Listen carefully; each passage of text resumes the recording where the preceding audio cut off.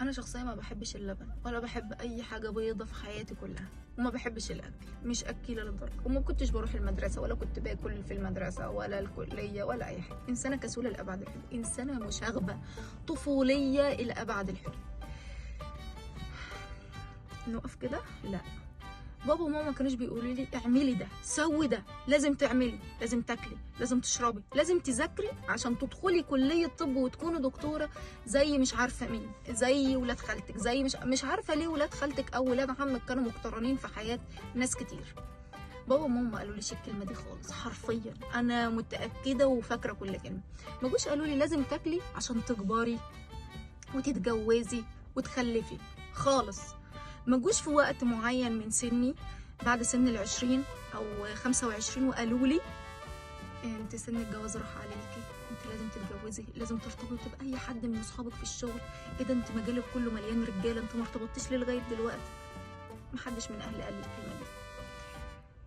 لازم تكبري وتكوني دكتوره، كلمه دكتوره دي ما اتقالتليش. لازم مش عارفه تدخلي كليه الطب، لازم تكون زي ابن احلام كراويه في فيلم حزلقوم. ايه طيب في ايه؟ مفيش حاجه حصلت في حياتي زي كده.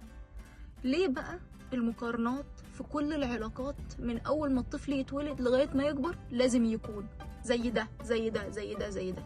ليه ما بيكونش شخصه؟ ليه ما بتكونش تطلعه زي ما هو طالع؟ ليه ما تقولهوش انت عايز تعمل ايه؟ مش ان انت لازم تعمل كذا عشان تكون زي كذا عشان توصل لده. ليه انا بعمل له عمليه تجميل في حياته وبرسم له خطواته على مزاجي انا؟ عشان انا في دايرة المقارنة والمنافسة. هل انت كده متأكد ان طفلك هيطلع سوي؟ مش هيكون متضايق لما يكبر؟ مش هيختار ثوب غير ثوبه؟ مش هيعيش مشاعر غير مشاعره؟ مش هيعيش حياة غير حياته؟ ليه كل شوية تقول لابنك لازم تكبر عشان تصرف على البيت وتكون راجل وتقف مع اختك ومع اخواتك؟ ليه الطفل هو صغير بتجبره على حاجات هو لسه مش فاهمها؟ هو عايز يعمل الحاجات دي زي ما اتقالت له في ودنه وهو كده مصدق فيها، ومفيش طفل بينسى اي كلمه بتتقال له وهو صغير. عايز ينفذها عشان يرضيك، عشان هو فاهمك المثل الاعلى وشايفك المثل الاعلى. مش فاهمك، لا شايفك وفاهم انت عايز منه ايه وراسم خطاه ازاي.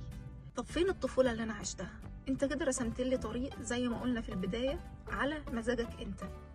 طيب انا دلوقتي بحن لاي لعبه موجوده في ايد اي طفل بالشكل ده، ان انا ما عشتش طفولتي كامله. كلنا ما عشناش الطفوله كامله، في مننا عاش الطفوله ناقصه بس بمستويات. في ناس بقى عاشت الطفوله ايه دي منحدره خالص، مفيش طفوله، دي ما كانتش طفوله، ده كان عبد بس. هتلاقي الشخص اللي هو والده كان بيقول له اعمل، البنت اعملي، لازم لازم لازم لازم لازم، وجو المقارنات ده هتلاقيه اول ما يلاقي لعبه في ايد طفل هو بيحن لها. تعرف ان الشخص ده هو كان عنده طفوله غير مكتمله. ناس كتير مننا كده ومعظمنا كلنا كده، بس هنعمل ايه؟ هنوصل لحل واحد بس، هنقول كفايه مقارنات، كفايه نرسم طريق لاولادنا هم مش عايزينه، ما نخليهمش يعملوا المستحيل عشان يرضونا.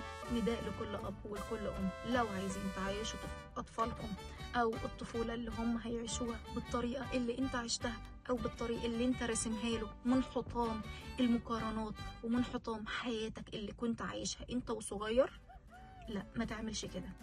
اولا لو هتدخل علاقه عشان خاطر تخلف بس وانت جواك التراكمات دي كلها، لا ما تخلفش او ما تتجوزش، وبطلب من ربنا ان العلاقه دي ما تتمش اصلا لو انت هتدخل بالطريقه دي، لان انت بتجيب اطفال مشوهين زيك، بترسم خطاهم زي خطاك انت، فبالتالي احنا بنكرر نفس الغلط والدايره بتفضل ونفس السيناريو ونفس الحوار، فبالتالي ما بنخلصش من العلاقات السامه في حياتنا. دي مش سامه، ده علاقات مميته شريره بتموت الشخص. انت بتبني مستقبل ومجتمع من حطام المقارنات، من حطام الحاجات السلبيه المرضيه. فلا، نقف كده وقفه وناخد هدنه في حياتنا ونفهم لو العلاقه قائمه على المقارنات لا ما ندخلش فيها. يا ريت نكون بره المنافسه وما ندخلش العلاقه دي خالص خالص. كفايه استنزاف، ويا ريت نعيش حياتنا الحقيقيه مش حياتنا المزيفه.